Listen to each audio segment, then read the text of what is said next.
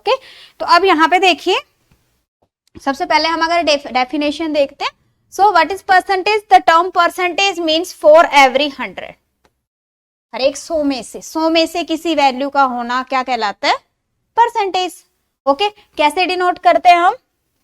अब अगर कोई वैल्यू हम कहते हैं उसको परसेंटेज में वैल्यू गिवन है, मैं कहती हूँ 50%, तो जो परसेंटेज है वो क्या डिनोट कर रहा है? आउट ऑफ 100, तो हम क्या कहेंगे? यस 50/100। 50% को क्या कहेंगे? 50/100 मीन्स की एक तरह से वैल्यू क्या हो गई? 1/2। अगर मैं कहूं 50% ऑफ ए नंबर, मान लो मेरे पास कोई भी नंबर गिवन है, मैं कहती हूँ 50% ऑफ 200, तो कितना हो गया? हाफ ऑफ 200, दैट मीन्स की 100। ओके, तो अगर कोई भी परसेंटेज वैल्यू है, अगर मुझे उसकी फ्रैक्शनल वैल्यू लर्न है तो मेरे लिए इजी हो जाएगा। जैसे 50% ही हम कह रहे हैं, तो एक तो तरीका हो गया मैं पहले 50% लिखूं, फिर उसको कैंसिल आउट करूं, फिर सॉल्व करूं। एक सीधा मुझे पता है भी हाफ करना है उसका, तो इजी हो गया ना। तो अगर हमें परसेंटेज टू फ्रैक्शन और फ्रैक्शन टू परसेंटेज लर्न है, तो उस केस के अंदर काफी हद तक आपका सॉल्व हो जाती है प्रॉब्लम, आप डायरेक्टली उसको कर सकते हो। तो सबसे पहले तो अभी हम यही डिस्कस करेंगे। अब जैसे यहाँ पे क्या है 20%, तो 20% कितना हो गया? हाँ जी, हाँ कितना हो गया? डिवाइडेड बाई 100, दैट मीन्स की 1/5। सीधा क्या लिखेंगे हम?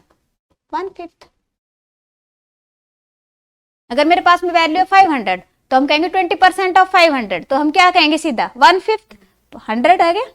क्लियर? इसी तरह से 25% कितना होता है? 1/4। अब चलो ये तो है ना, वैसे भी इजी हो जाता है 20% का, तो हम कैलकुलेट करेंगे, जिसके आगे जीरो लग रहा है ना वो तो कैलकुलेशन वैसे इजी हो जाती है, ठीक है। बट जरूरी नहीं है कि हर बार ऐसे 20, 30, 40% इस तरह से वैल्यूज मिले। अब मान लो ये वाली वैल्यू आ गई मेरे पास में 16:2/3%, फिर क्या करोगे? पहले इसको सिंपल में कन्वर्ट करोगे, फिर उसको डिवाइडेड बाय 100 करोगे। सोल्व करने में टाइम लगेगा, ठीक है, टाइम लगेगा। हम यहाँ पे इसको सोल्व करेंगे, हो गया 48/+250, 50/3, ठीक है। फिर उसको हम परसेंटेज के अंदर कन्वर्ट करेंगे, डिवाइडेड बाय 100, क्या लिखेंगे? तो ये जो कैलकुलेशन के अंदर टाइम लगा है, अगर हमें लर्न है वैल्यूज, तो उस केस के अंदर क्या होगा? आप डायरेक्टली लिखोगे, क्या लिखोगे? Yes this is 1/6। Same way 14:2/7% कहीं पे भी मिल जाता है, तो सीधा क्या लिख सकते हैं? 1/7। तो ये वैल्यूज आपको लर्न करनी है। जैसे मैंने स्टार्टिंग में बताया था सभी ने टेबल लर्न करनी है, तो इसी तरह से ये भी सभी ने लर्न करना है। ओके, अब यहाँ पे जो वैल्यूज हैं, अब जैसे यही है, अब आपको दोनों का रिवर्स करना है। जब आप लर्न करोगे ना, तो दोनों का रिवर्स पता होना चाहिए। अब जैसे कई बार हम कैलकुलेशन करते हैं, एंड में मेरे पास 1/2 आ गया और मेरा आंसर आना है परसेंटेज के अंदर, तो एक तो तरीका क्या हो गया, उसको सोल्व करके एंड में मल्टीप्लाई बाय 100 करोगे। जब हमें क्या करना है, परसेंटेज से फ्रैक्शन में कन्वर्ट करना है, फिर क्या करोगे आप? डिवाइड बाय 100, डिवाइड करेंगे उसको 100 से। सीधा ये लेके चलो कि जो भी मेरे पास में परसेंटेज में वैल्यू गिवन है, n% है, तो हम क्या करेंगे? n/100, simple. बट अगर मेरे पास में वैल्यू फ्रैक्शन में गिवन है और मैंने उसको परसेंटेज में कन्वर्ट करना है, जैसे 1/2 है, तो अभी हमने पढ़ा था ना 50% इज इक्वल टू हाफ, तो अब इसको परसेंटेज में कन्वर्ट करना है, फिर क्या करेंगे? इसको करेंगे हम मल्टीप्लाई बाय 100, मल्टीप्लाई बाय 100। 500 लिख दिया मैंने, हाँ? कितना आ गया आपके पास में? 50%। डन। मीन्स कि जब परसेंटेज से फ्रैक्शन में कन्वर्ट करना है, डिवाइड बाय 100, ठीक है।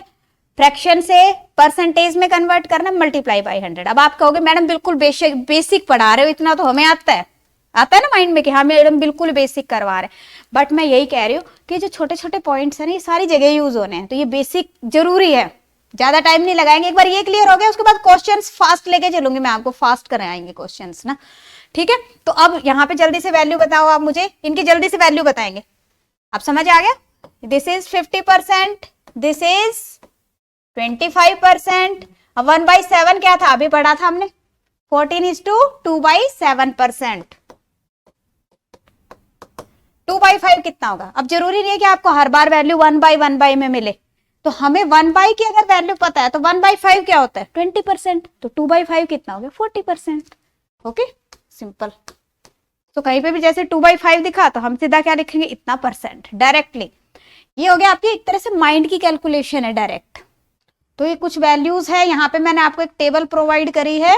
हाँ जी, इस पर्टिकुलर टेबल के अकॉर्डिंग आपने एक या तो स्क्रीनशॉट ले लीजिए, ठीक है, वैसे तो याद हो जाएंगे, एक दो बार आप रखोगे ना ये जो percentage to fraction, fraction to percentage, तो आपकी जो स्टडी टेबल है जैसे घर पे आप पढ़ते होगे तो वहां पे इसका एक चार्ट लगा के रखो, जिससे कि डेली रिवीजन करते रहोगे ना तो हो जाएगा। इस तरह से टेबल का चार्ट, स्क्वायर का, क्यूब का, ये वैल्यूज ऐसी हैं जिनके बेस पे आपका थोड़ा फास्ट कैलकुलेशन आप कर पाओगे। ओके।